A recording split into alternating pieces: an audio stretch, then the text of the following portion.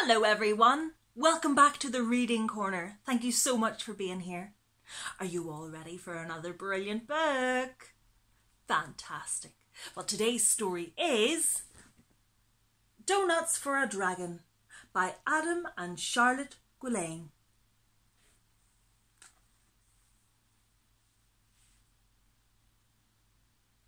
A boy called George had a brilliant idea.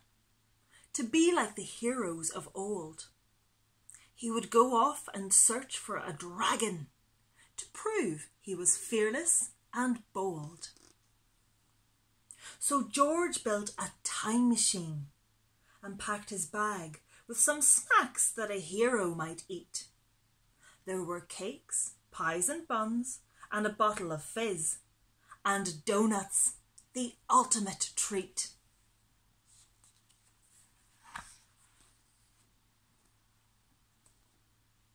Then George climbed aboard and he twisted a dial, so it pointed to long, long ago. With a whoosh, he was off, shooting backwards through time, till his time machine started to slow.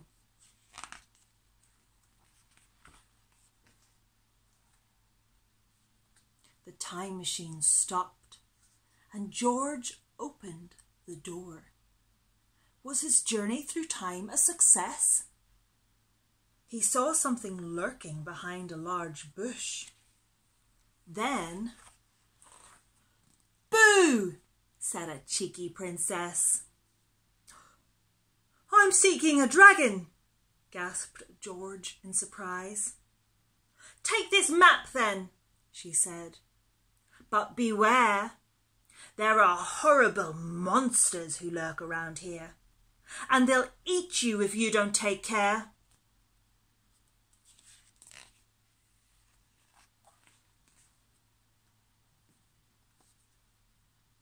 George gave her a cake to say thanks for the map, and away on his scooter he flew. The princess looked lonely, then said to herself, "Well then, I'll have an adventure too." George hadn't gone far when he heard a strange noise. In the shadows he saw something sitting. Click, clack. Was a horrible dragon sharpening its claws? No, a witch was just doing her knitting. "Come here," said the witch with a sinister grin. "I feel peckish. And you look just right." "Have this fruit pie instead," offered George with a gulp, "'cause I'm seeking a dragon to fight."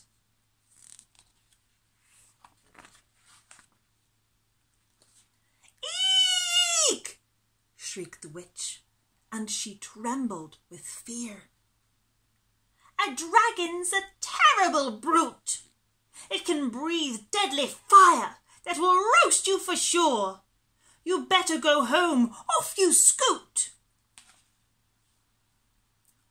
"I'm not scared," said George, and he rode further on, till he saw puffs of smoke up ahead. Was a fire-breathing dragon lying in wait?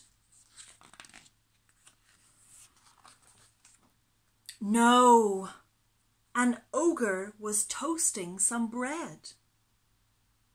"Yum," said the ogre, lifting George up. "I'll have you for dinner tonight." "Don't eat me," cried George. "Have these iced buns instead, 'cause I'm seeking a dragon to fight."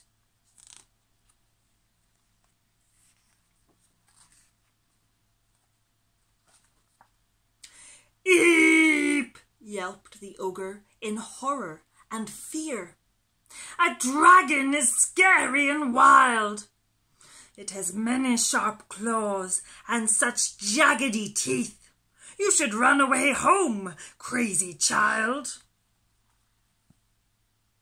The ogre ran off with a terrified howl, and George carried on up the track. He was starting to think that he had made a mistake, but was it too late to turn back?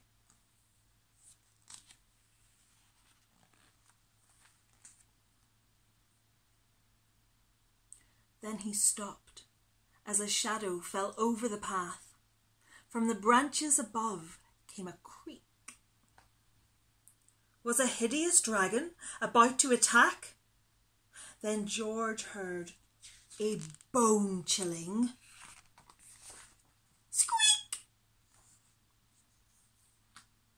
The fierce little dragon narrowed its eyes. It breathed out fiery flames in a flash.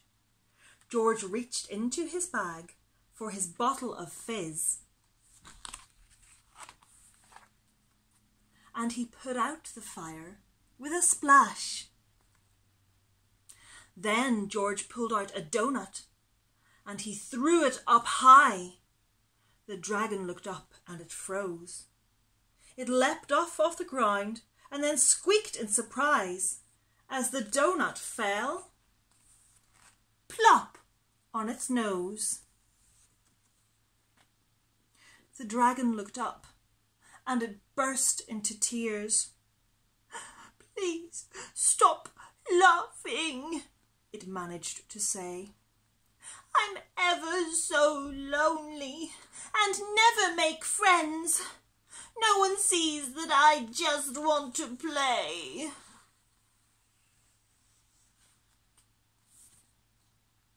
Then all of a sudden, the princess leapt out. "You poor little dragon," she said. "I want someone to play with. Will you be my pet?" Delighted, it nodded its head.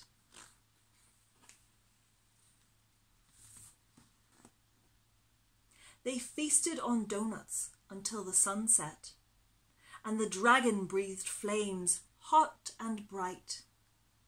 Then George and the princess did daredevil stunts, and the new friends played all through the night. The end.